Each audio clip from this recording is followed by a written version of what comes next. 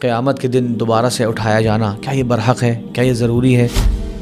کہ اللہ تبارک و تعالیٰ نے قرآن مجید میں بہت سے واقعات ذکر کیے جس میں دنیا میں ہی اللہ تعالیٰ نے ایک مردہ کو زندہ کر کے دکھا دیا۔ ہر دودھ پلانے والی اپنے اس بچے کو جس سے اس کو خاص تعلق، خاص محبت ہوتی ہے اور اس موقع پر اس بچے کو اس کی ضرورت بھی ہوتی ہے، وہ اس کو چھوڑ دے گی۔ اللہ کے نبی صلی اللہ علیہ وسلم نے اللہ کی کمال قدرت کو بیان فرمایا اور کہا جس نے انہیں چلایا ہے پیروں پر وہ قادر ہے کہ انہیں منہ کے بل اس دن چلائے گا۔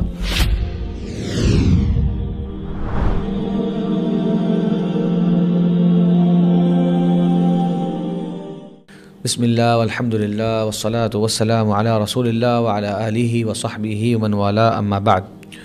محترم ناظرین، پروگرام موت کے بعد کے ایک نئے پروگرام میں آپ کے سامنے پیش خدمت ہیں۔ آج کے اس پروگرام میں ہم بات کریں گے کہ قیامت کے دن دوبارہ سے اٹھایا جانا کیا یہ برحق ہے، کیا یہ ضروری ہے، کیا یہ واقع ہونا ہے کہ نہیں ہونا؟ جواب اس کا یہ ہے کہ یقیناً یہ ہونا ہے۔ یہ سب سے بڑا سچ ہے، یہ سب سے بڑا حق ہے۔ اللہ تعالیٰ نے قرآن میں فرمایا زعم الذین کفروا ان لن یبعثوا، بہت سے کفار نے یہ گمان کر لیا کہ وہ دوبارہ سے نہیں اٹھائے جائیں گے۔ آج بھی بہت سارے ہمارے یہاں لادین قسم کے لوگ، ایتھیسٹ اور اپنے آپ کو مختلف قسم کی جو ہے وہ ازم سے جوڑنے والے یہ بات کرتے ہیں۔ اللہ نے فرمایا قل بلا، کہہ دیجئے ضرور، وربی، میرے رب کی قسم، لتبعثن، ضرور بضرور تم دوبارہ اٹھائے جاؤ گے۔ اس میں اللہ تعالیٰ نے قسم بھی فرمائی، تاکید در تاکید فرمائی اور کہا کہ دوبارہ سے تم اٹھائے جاؤ گے۔ تو دوبارہ سے اٹھایا جانا یہ برحق ہے۔ قرآن و حدیث میں اس کی بے شمار دلائل موجود ہیں، اور دلائل میں ایک نوعیت یہ بھی ہوتی ہے کہ عقلی دلائل کے ساتھ بھی اس ٹاپک کو پیش کیا جائے۔ تو عقلی دلائل کیا ہیں اس بارے میں کہ دوبارہ سے اٹھایا جانا ہے؟ دیکھیے، انسان کو اللہ تعالیٰ نے پہلے پیدا کیا، اللہ نے فرمایا وَهُوَ الَّذِي يَبْدَأُ الْخَلْقَ ثُمَّ يُعِيدُهُ وَهُوَ أَهْوَنُ عَلَيْهِ، اسی نے انسان کی تخلیق کو یا ہر شے کی تخلیق کو سب سے پہلے کیا، وَهُوَ يُعِيدُهُ، اور پھر دوبارہ سے انہیں پیدا کرے گا، وَهُوَ أَهْوَنُ عَلَيْهِ، اور وہ اس کے لیے زیادہ آسان ہے۔ ہم اور آپ بھی جانتے ہیں دنیا میں انسان ایک تجربہ کرتا ہے، ایک مرتبہ اگر وہ کامیاب ہو جائے پھر وہ بار بار اس کام کو کر سکتا ہے۔ ایک پروڈکٹ بناتا ہے، پہلی مرتبہ بنانا مشکل ہوتا ہے، دوبارہ سے بنانا اس کے لیے یقیناً وہ آسان ہو جاتا ہے۔ اللہ تبارک و تعالیٰ جو کہ ہر شے پر قادر ہے، جو اس نے اتنی عظیم مخلوقات کو بنایا، تو دوبارہ سے بنایا جانا یہ اس کے لیے اور زیادہ آسان ہے۔ اسی طرح ایک اور دلیل اللہ تعالیٰ نے قرآن مجید میں فرمایا لخلق السماوات والارض اکبر من خلق الناس، اور آسمانوں اور زمینوں کا بنایا جانا، ان کی تخلیق، یہ انسانوں کی تخلیق سے بڑی تخلیق ہے۔ تو جس رب تبارک و تعالیٰ نے اس بڑی تخلیق کو فرما دیا، اس کے لیے یہ چھوٹی تخلیق جو ہے وہ بنسبت اس تخلیق کے اور زیادہ آسان ہے۔ تیسری دلیل یہ بھی ہے کہ اللہ تبارک و تعالیٰ نے قرآن مجید میں بہت سے واقعات ذکر کیے جس میں دنیا میں ہی اللہ تعالیٰ نے ایک مردہ کو زندہ کر کے دکھا دیا۔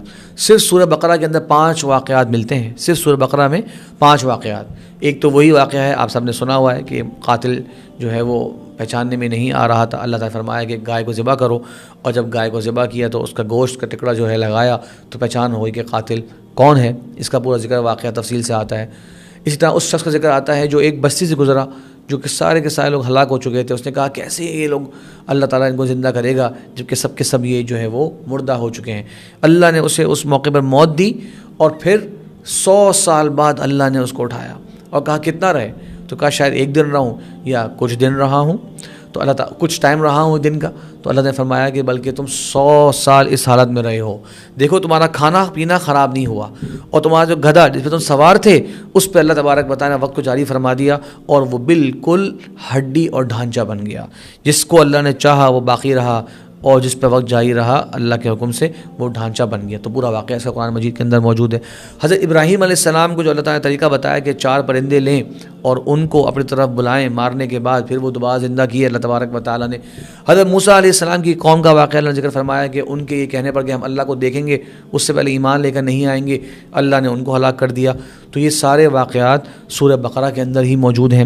پھر حضرت عیسیٰ علیہ السلام کا مردوں کو زندہ کرنا، اصحاب کہف کا 309 سال تک غار کے اندر رہنا، اور کئی سارے واقعات قرآن مجید میں ہیں، اور یہ واقعات عرب تک پہنچتے تھے، یہ واقعات کتابوں میں ملتے تھے، یہ واقعات لوگ جو ہے وہ زبانی بھی ایک دوسرے کو بتایا کرتے تھے۔ تو یہ سب کے سب دلائل ہیں کہ اللہ تبارک و تعالیٰ ضرور بضرور اس پر قادر ہے۔ ایک اور دلیل ذرا غور کیجئے، اب اس کائنات میں اگر ظالم اور برا انسان اس کو برابر کرنا ہو نیک اور اچھے انسان سے، کیا یہ اس کائنات کے مقصد کو حاصل کرتا ہے؟ کیا یہ کائنات کا جو مقصد ہے بنانے کا، کیا وہ ہم اس تک پہنچ سکتے ہیں کہ ہم کہیں کہ سب کے لیے صرف اور صرف خاتمہ تھا، دوبارہ اٹھایا جانا ہے ہی نہیں، اس نے مر جانا ہے اور اس نے مر جانا ہے، بس یہیں پہ معاملہ ختم؟ یقیناً نہیں۔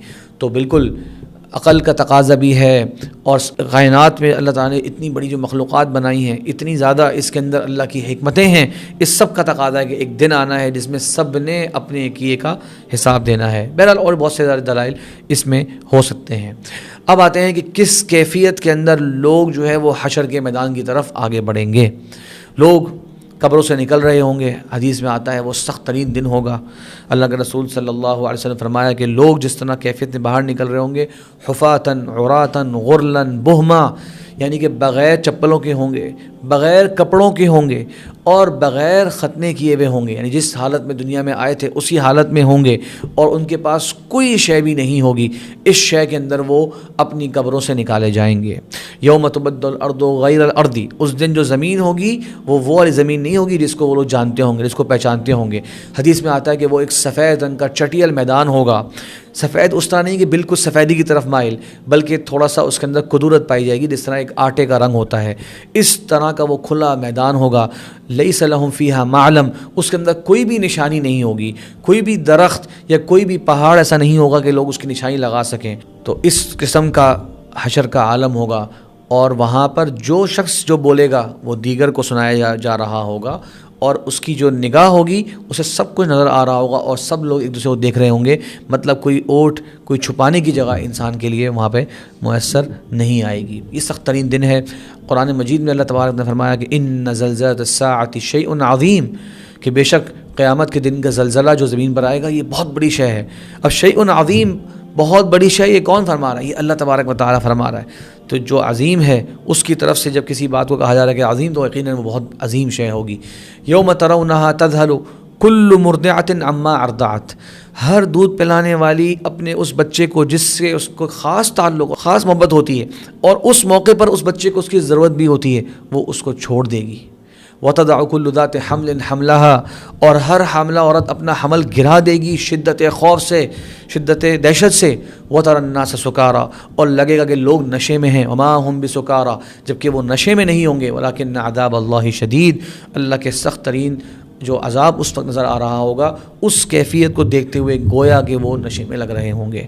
اس سخت ترین عالم کے اندر لوگ اپنی قبروں سے اٹھائے جا رہے ہوں گے بے لباس، اور سب سے پہلے اللہ کے نبی ابراہیم علیہ السلام کو اللہ تبارک و تعالی لباس پہنائیں گے۔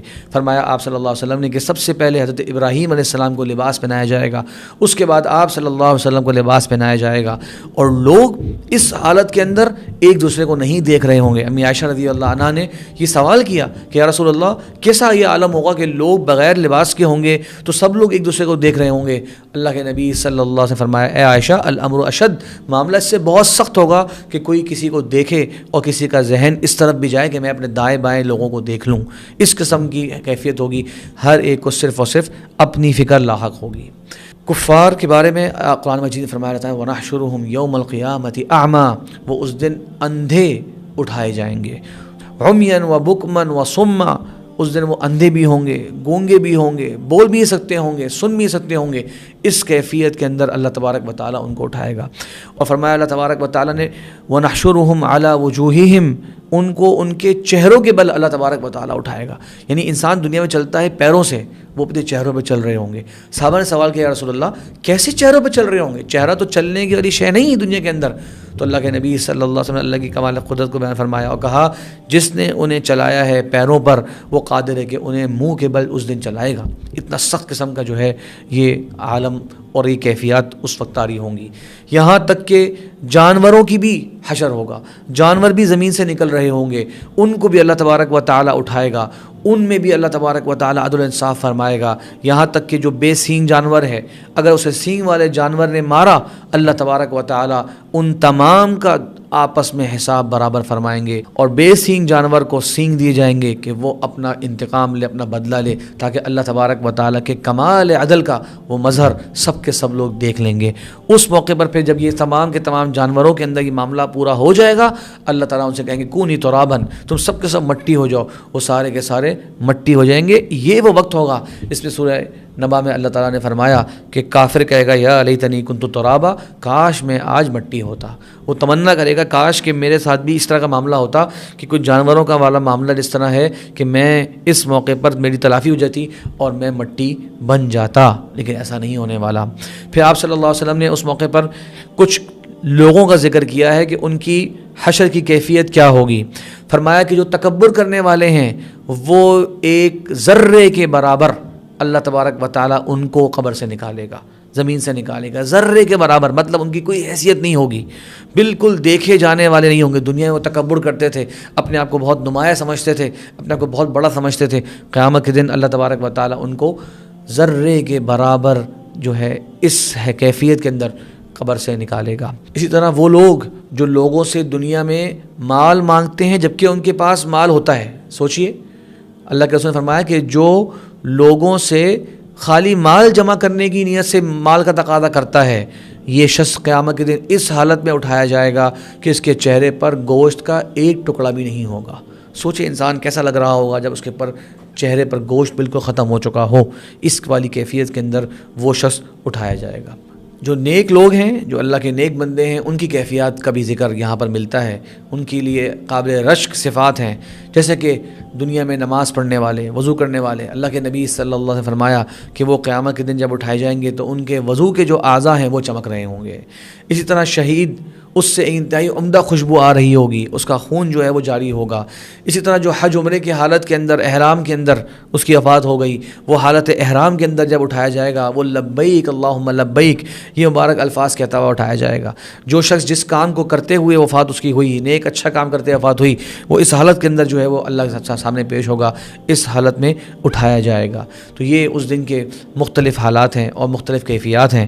اللہ سے دعا ہے کہ اللہ تبارک و تعالی ہمارے لیے ان مشکل لمحات کو جو کہ آنے ہیں، جو کہ ضرور آنے ہیں، یہ کوئی تصوراتی بات نہیں ہے، یہ کوئی کہانی نہیں ہے، یہ کوئی ڈرامہ نہیں ہے، یہ یقیناً، اور اللہ تعالیٰ نے بار بار قرآن مجید میں ان سب باتوں کا ذکر کیا، یہ دن آنا ہے، یہ میں نے اور آپ نے اس دن کو گزارنا ہے۔ تو ذرا سوچئے کہ ہماری اور آپ کی اس دن کی کیا تیاری ہے۔ اس دن کے لیے حقیقت میں انسان جو ہے وہ تیاری کرے، اپنے اعمال کی فکر کرے، اپنے معاملات کا جائزہ لے، اپنے دائیں بائیں جو لوگ ہیں ان کے اگر حقوق اس کے ذمہ ہیں اس کو ادا کرے۔ یقین جانیے اس دن انسان صرف اور صرف ایک ایک نیکی کے لیے وہ اپنے قریبی لوگوں سے بھاگ رہا ہوگا۔ یوم یفر المرء من اخیہ، وہ دن ہے جس دن انسان اپنے بھائی سے بھاگے گا، وامہ وابیہ، اپنی ماں سے، اپنے باپ سے بھاگے گا۔ دیکھیے دنیا کے اندر انسان کو تکلیفیں آتی ہیں تو وہ ان رشتوں کی طرف بھاگتا ہے، ان کی طرف رجوع کرتا ہے۔ قیامت کے دن آپ ان رشتہ داروں سے جو اتنے قریب آپ سے ہیں ان سے بھاگ رہے ہوں گے، کہیں مجھ سے کوئی نیکی کا تقاضا نہ کر لیں اور میں نے ان کو نہیں دینی۔ یہ قرآن مجید کے مضامین ہیں۔ اللہ تبارک سے دعا ہے کہ اللہ تبارک و تعالی ہم سب کے لیے ان مراحل کو آسان فرمائے۔ وآخر دعوانا ان الحمد للہ رب العالمین۔